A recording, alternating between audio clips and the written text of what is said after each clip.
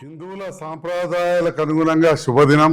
ఆ రోజు కార్తీక పౌర్ణమి. ఆ డేట్ చూస్తే ఆ రోజు రామునికి ఇష్టమైన భక్తుడు హనుమంతుని పాదాల చెంత నేను కాగితాన్ని రాసి ప్రమాణపూర్వకంగా చెప్తున్నా అని చెప్పి జీవన్ రెడ్డి గారు సీనియర్ మోస్ట్ నాయకులు, వాళ్ళు ఏమో అనుమానమే లేదు. ఏనాడు కూడా వారిని నేను అగౌరవపరచలే, గౌరవంగా చూస్తున్నా. నిన్న స్వయాన ముఖ్యమంత్రి గారు కూడా మంత్రి అవుతారు, కేంద్ర మంత్రి అవుతారు అని చెప్పారు. ముఖ్యమంత్రి అవుతారు కావచ్చు, కానీ ఎంత పెద్దవాళ్ళైనా దేవుని దగ్గర ఇట్లాంటి అబద్ధాలు ఆడితే మరి ఎవరైనా ప్రశ్నించక తప్పదు. నేను చిన్న నాయకుడే కావచ్చు, జగిత్యాల ప్రజల ఆశీస్సులతోటి రెండవసారి గెలిచినాం. ప్రజల పక్షాన నేను జీవన్ రెడ్డి గారిని దేవుడు ప్రశ్నించడో తెలియదు, కానీ ప్రజల పక్షాన ప్రజాప్రతినిధిగా జగిత్యాల ప్రజలు గెలిపించిన శాసనసభ్యునిగా నేను జీవన్ రెడ్డి గారు ప్రశ్నిస్తూ ఉన్నా. మీరు మీ అధిష్టానంతో మాట్లాడి 6 గ్యారంటీల పైన మాట తప్పినరు. మరి ఇంతకింత ఎప్పుడు చేస్తారో ఏందో మరి మళ్ళీ మీడియా ద్వారా ప్రజలకు తెలియజేసి ఓట్లు అడగాలి. ప్రజలు నేను ఈ సందర్భంలో కోరుతా ఉన్నా, మరి ఇలాంటి తప్పుడు వాగ్దానాలు చేసే వాళ్ళకు మరి ఓట్ల రూపంలో వారికి వ్యతిరేకంగా ఓటేసి భారతీయ జనతా పార్టీ వాళ్ళు అంతకుముందు అరవింద్ గారు కూడా అట్లే బాండ్ పేపర్ రాసి వారు అట్లే చేసినారు. వారికి వ్యతిరేకంగా ఓటేసి మా బీఆర్ఎస్ పార్టీ నాయకుడైన బాజిరెడ్డి గోవర్ధన్ గారు రైతు నాయకుడు మరి గెలిపించాల్సిందే కోరుతున్నాడు. ఇప్పుడు ఏం మాట్లాడుతున్నా అని తెలియాలయ్యా. ఇప్పుడు ఆయన శాసనసభ్యుడిగా ఉండి 6 ఏదైతుందో ఇవాళ 4 అమలైనవి, ఒకటి ప్రాసెస్లో ఉన్నది.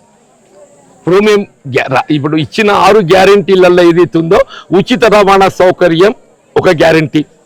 నేను మిత్రులు అడుగుతున్నా సంజయ్ బాబు గారిని, ఇలా ఆర్టీసీలో ఉచిత రవాణా సౌకర్యం అమలవుతుందా అయితే లేదా? నెంబర్ 2, ఇలా 200 లీటర్ల వరకు ఉచిత విద్యుత్ సరఫరా అమలవుతుందా లేదా అని చెప్పి అంటున్నా. 500 రూపాయల వరకు ఏదైతుందో మరి గ్యాస్ సిలిండర్ అందింపజేసి 500 రూపాయల కంటే అదనంగా చెల్లించేది తిరిగి ఇచ్చే విధంగా కార్యక్రమం అమలవుతుందా లేదా? 3 రాజీవ్ ఆరోగ్యశ్రీ 10 లక్షల రూపాయల వరకు ఏదైతుందో ఉచిత వైద్య సౌకర్యం కల్పించే కార్యక్రమం అమలవుతుందా లేదని చెప్పి అంటున్నా. ఇలా గృహ నిర్మాణ కార్యక్రమం చెప్పి అంటున్నా. దశాబ్ద కాలం ఏదైతుందో గృహ నిర్మాణ కార్యక్రమం మీరు నిర్వీర్యం చేస్తే ఇవాళ ప్రతి నియోజకవర్గంలో 3500 ఇళ్ళు నిర్మాణం చేపట్టే విధంగా ఏదైతుందో కార్యక్రమం ఇలా ఆరంభింపజేయడం జరిగింది. ఇలా రైతాంగ సమయంలో రుణమాఫీ చెప్పంటున్నా. మీరు 5 సంవత్సరాలు తీసుకున్నారా? మీరు 5 సంవత్సరాలు తీసుకున్నారు. వీళ్ళ కాంగ్రెస్ పార్టీ 5 మాసాల్లో అమలు చేస్తామని చెప్పంటున్నాం. 5 మాసాలలో అని చెప్పంటున్నాం. By August 15th deadline ముఖ్యమంత్రి గారు స్పష్టంగా పేర్కొన్నారు. బై August 15th ఏదైతే మీరు రుణమాఫీ అమలు చేయబోతున్నామని చెప్పని. ఇలా వరి ధాన్యంపై ప్రోత్సాహం 500 రూపాయలు క్వింటల్ అని చెప్పి అంటున్నా. బై August 15th మేము అమలు చేయబోతున్నామని చెప్పి అంటున్నాం.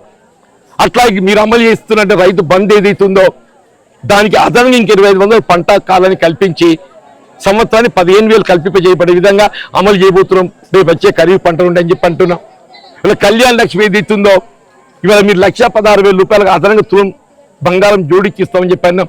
ఇవాళ మేము పంచాయతీ ఉండే ఈ కళ్యాణ లక్ష్మి షాదీ వాళ్ళ చెక్కులు ఎక్కడినైనా మీ బకాయిలు ఇవాళ చెల్లింపు చేసేది ఎప్పటి మీ బకాయిలు అని చెప్పి అంటున్నా. గత ప్రభుత్వం పెండింగ్ పెట్టి చెల్లింపు చేయని వీళ్ళ కళ్యాణ లక్ష్మి బిల్లులు ఏదైతుందో చెక్కులు ఏది వాళ్ళు పంపిణీ చేస్తున్నాం. డిసెంబర్ 7th వెళ్ళి జరిగే కళ్యాణాలు పెళ్లిళ్ళన్నీ కూడా 1,16,000 తోడు అదనంగా తులం బంగారం జోడికి ఏదైతుందో అమలు చేయబోతుంది ఈ ప్రభుత్వం చెప్పంటున్నాం. వీళ్ళ మిత్రులు సంజయ్ బాబు గారు ఏదైతుందో తెలిసి బాధ్యతతో మాట్లాడాలి. వీళ్ళ ఒక ప్రజాప్రతినిధి అనేవారు విమర్శ చేయవచ్చు, తప్పులేదు దాంట్లో, కానీ బాధ్యత రాహిత్యంగా మాట్లాడడం సమంజసం కాదు.